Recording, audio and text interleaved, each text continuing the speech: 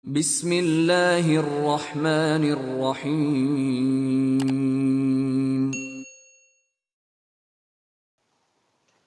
Bismillahirrahmanirrahim. Assalamualaikum warahmatullahi wabarakatuh.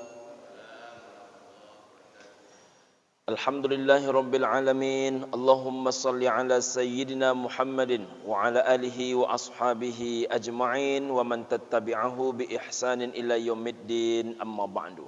Pengurus masjid dan jamaah Masjid Darul Aman rahimakumullah, orang tua kami sidang jamaah zuhur yang berbahagia, mudah-mudahan Allah Subhanahu wa taala senantiasa membahagiakan kita zahir dan batin, menyelamatkan kita semua dunia wal akhirah. Amin ya rabbal alamin. Pada pertemuan yang lalu sudah kita awali pembahasan tentang 7 amalan yang mengalir kepada mayit setelah kematiannya. Ibu dan bapa rahimakumullah. 3 di antaranya yang sudah kita bahas kemarin. Apa saja amalan yang mengalir kepada mayit setelah kematiannya? Pertama, ibu dan bapa rahimakumullah, man 'allama ilman, kata Nabi, orang yang mengajarkan ilmu. Yang kedua, au ajra nahra, orang yang mengalirkan sungai, membuat irigasi.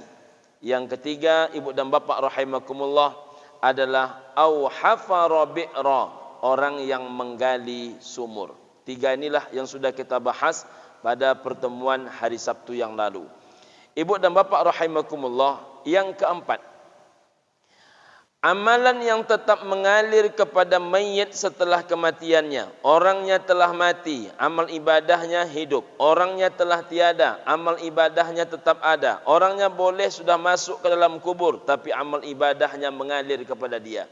Poin keempat, ibu dan bapa rahimakumullah, adalah au gharasa nakhla, kata Nabi, menanam kurma. Jadi ibu dan bapa rahimakumullah, apa yang membedakan menanam kurma dibandingkan menanam yang lain? Ibu dan bapa rahimakumullah, ada sesuatu yang bila diminum hukumnya mubah, tapi bila yang diminum yang satu ini sunnah. Ada sesuatu yang bila dimakan mubah, tapi bila yang dimakan ini hukumnya sunnah. Ada sesuatu yang bila ditanam mubah, tapi bila yang ditanam yang ini sunnah. Apa dia? Meminum air putih biasa mubah, tapi bila meminum air zam-zam sunnah. Memakan kerbau randang sapi, hukum memakannya mubah, tapi bila memakan gulai kambing sunnah. Jadi memakan gulai kambing itu Pak Haji sunnah. Tapi ada orang bila menengok gulai kambing tensinya naik. Menengok saja, belum dimakan.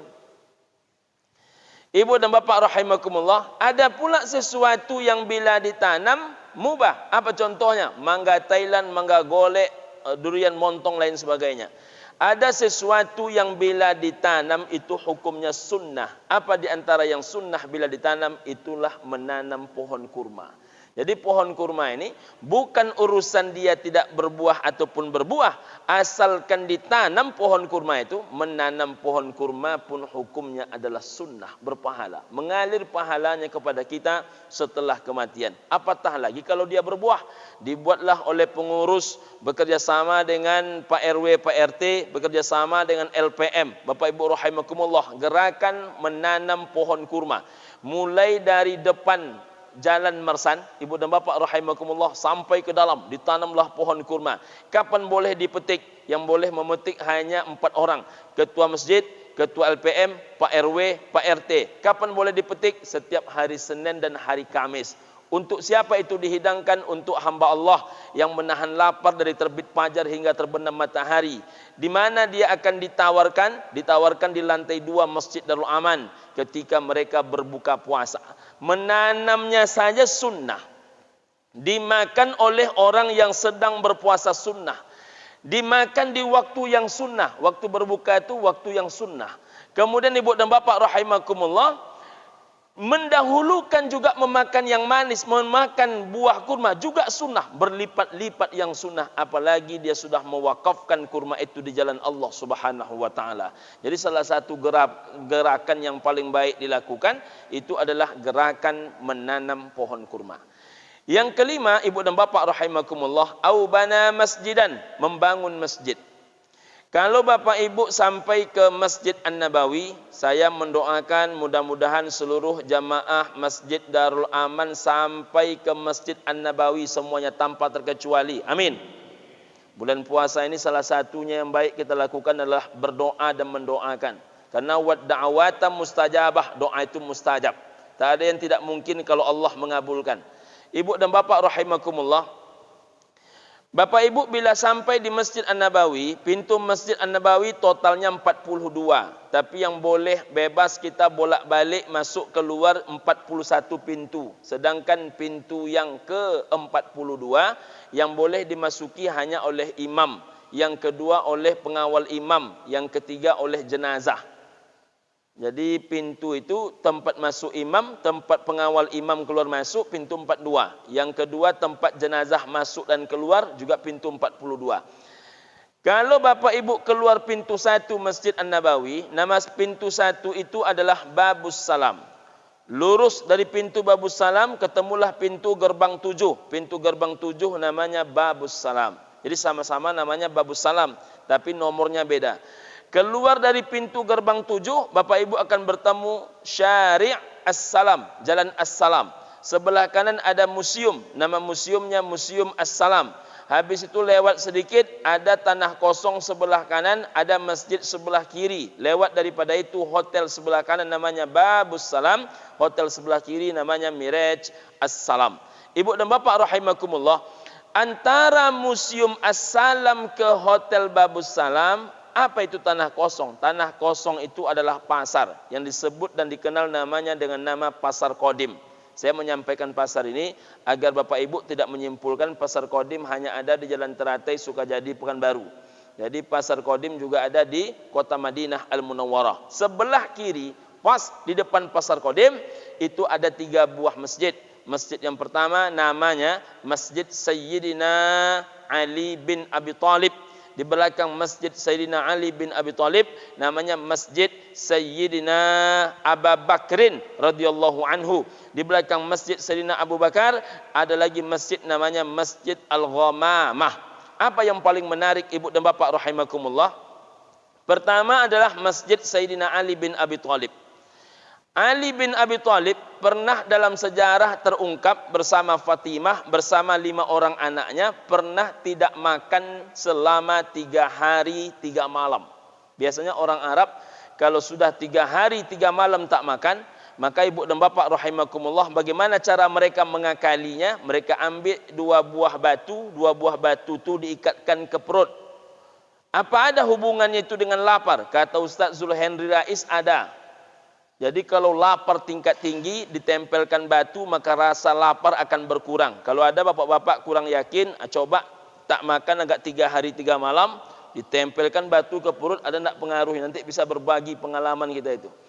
Ibu dan bapak rahimakumullah, walaupun 3 hari 3 malam tak makan, ibu dan bapak rahimakumullah, apa yang paling menarik? Rupanya ketika beliau menghembuskan nafas terakhir, Sayyidina Ali bin Abi Thalib masih meninggalkan sebuah masjid. Kita yang tiap hari makan, kita yang tiap hari minum, ini besok kira-kira matinya meninggalkan masjid apa tidak? Itulah PR kita.